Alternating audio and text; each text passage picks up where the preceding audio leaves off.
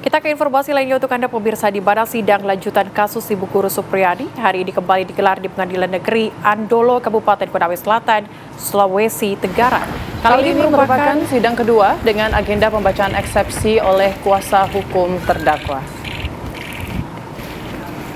Hari ini Supriyani kembali menghadiri sidang lanjutan di Pengadilan Negeri Andolo, Kabupaten Konawe Selatan, Sulawesi Tenggara. Ini adalah sidang kedua dengan agenda pembacaan eksepsi oleh kuasa hukum terdakwa Supriyani. Pengajuan eksepsi ini karena kuasa hukum merasa keberatan atas dakwaan jaksa terkait kasus penganiayaan terhadap anak murid.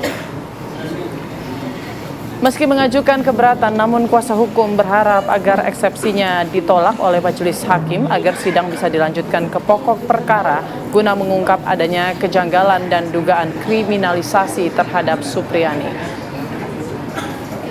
Sementara itu, Kepala Kejaksaan yang juga bertindak sebagai jaksa penuntut umum sepakat dengan apa yang dimohonkan oleh kuasa hukum agar sidang dilanjutkan dengan pokok perkara. Setelah jaksa penuntut umum menanggapi eksepsi dari penasehat hukum terdakwa, sidang kemudian ditunda dan akan dilanjutkan pada Selasa besok dengan agenda putusan sela oleh majelis hakim. 1 jam kita skor untuk menjawab secara tertulis.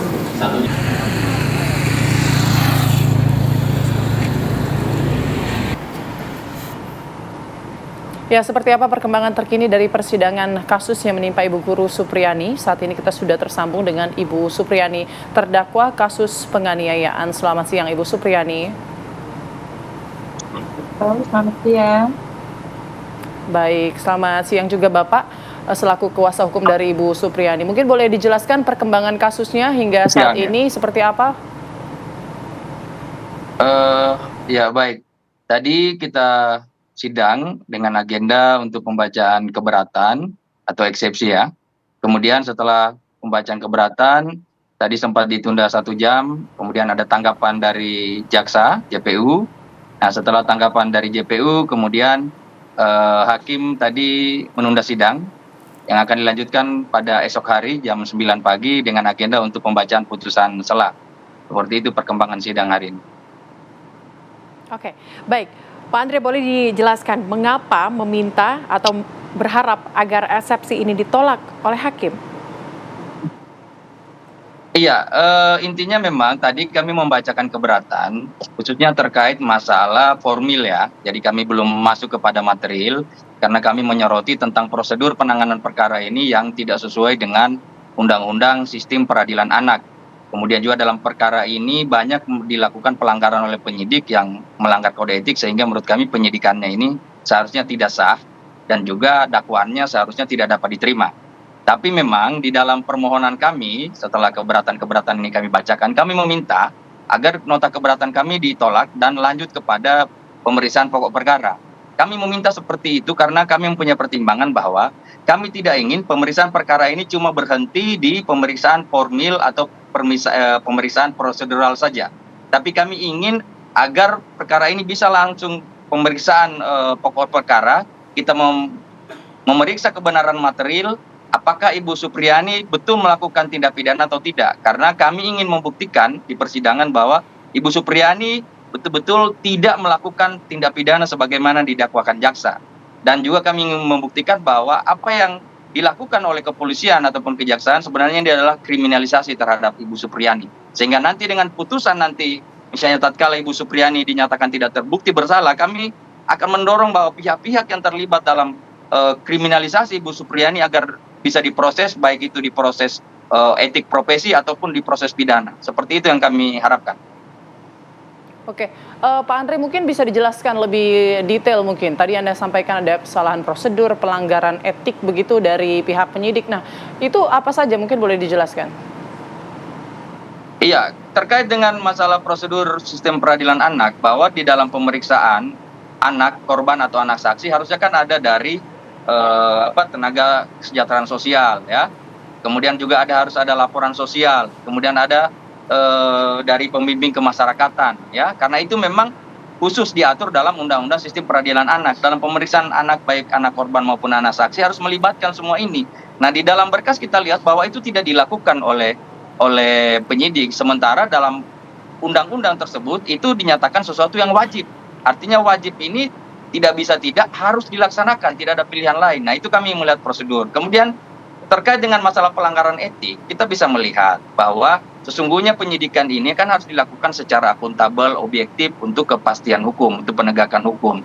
Nah, Kapolri sebenarnya sudah membuat namanya peraturan Polri terkait dengan masalah kode etik, khususnya dengan tindakan-tindakan penyidik ini. Misalnya larangan bahwa penyidik tidak boleh berpihak, kemudian penyidik juga tidak boleh merekayasa kasus, ya.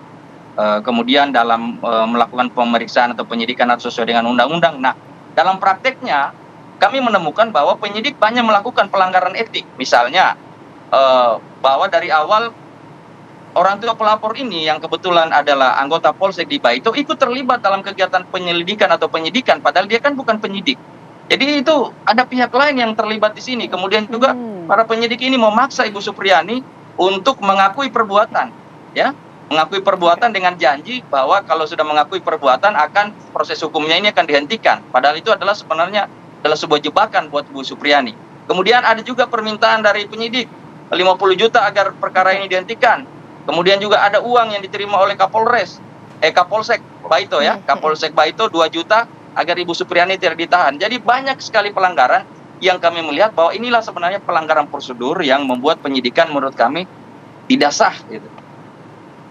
Oke. Tapi saya mau ke Ibu Supriyani. Bu Supriyani, ini sempat ditawarkan untuk mediasi. Kenapa Anda menolak dan memilih untuk menempuh jalur hukum seperti ini? Karena saya tidak melakukan perbuatan itu, makanya saya ingin melanjutkan sesuai jalur. Oke, untuk membuktikan lebih jelas begitu ya bahwa Ibu tidak terlibat dalam penganiayaan ini. Nah, informasinya ini ada kabar bahwa luka yang dialami anak ini sebetulnya adalah luka bukan karena dianiaya oleh Ibu Supriyani, tapi dia terjatuh di sawah. Nah, itu informasinya bagaimana, Bu? Itu awalnya memang ibu guru kelasnya itu menelpon, di situ anaknya mengaku bahwa luka yang dialami itu luka jatuh dari sawah. Kalau anaknya langsung mengaku, lalu kenapa orang tua dari anak ini menuduh Ibu Supriyani? Ibu ada masalah apa sebelumnya mungkin dengan orang tua anak tersebut? Tidak ada, Bu, tidak ada masalah apa-apa.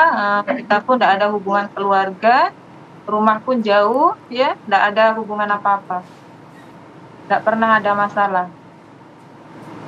Oke, baik. Tapi Pak Andre, saat ini kan prosesnya cukup lama begitu ya. Apa saja kemudian bukti-bukti yang nantinya akan ditampilkan begitu dalam persidangan untuk menguatkan agar Ibu Supriyani nanti bisa terbebas dari tuduhan? Ada saksi-saksi yang saya ambil dari teman-teman guru, kepala sekolah juga ikut. Oke, baik, keterangan saksi begitu ya.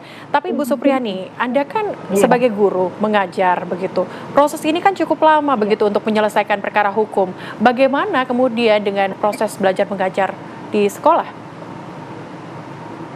Tetap berjalan, Bu. Proses belajar mengajar di sekolah tetap berjalan seperti biasanya. Oke. Baik, saya ke Pak Andre kembali. Pak Andre, tadi Anda sampaikan ada dugaan pemerasan begitu ya, uang 50 juta ya kalau saya tidak salah ya, diminta oleh pihak penyidik. Nah, apakah Anda juga punya bukti kuat soal itu yang akan Anda tampilkan nanti pada saat sidang selanjutnya? Ya, kalau itu dari keterangan saksi, beberapa saksi yang mendengarkan langsung, kemudian kami juga ada bukti rekaman percakapan. Ada percakapan itu terkait masalah uang 50 juta itu. Kami siap tampilkan di persidangan. Baik, Anda berharap memang eksepsi Anda ditolak untuk membuktikan lebih jauh soal itu ya Pak Andre ya? Iya, kami ingin supaya ini clear Pak ya, Andre. membahas pokok perkara clear bahwa Ibu Supriyani tidak bersalah ya. Kami ingin masuk ke pokok persidangan karena kami sudah siapkan semua bukti-bukti dan alat bukti yang kami punyai untuk membuktikan bahwa Ibu Supriyani tidak bersalah. Oke, baik, terima kasih Pak Andre dan juga Bu Supriyani. Semoga persidangan berjalan dengan baik dan juga lancar. Terima kasih sudah bergabung bersama kami di Apa Kabar Indonesia Siang. Sehat selalu.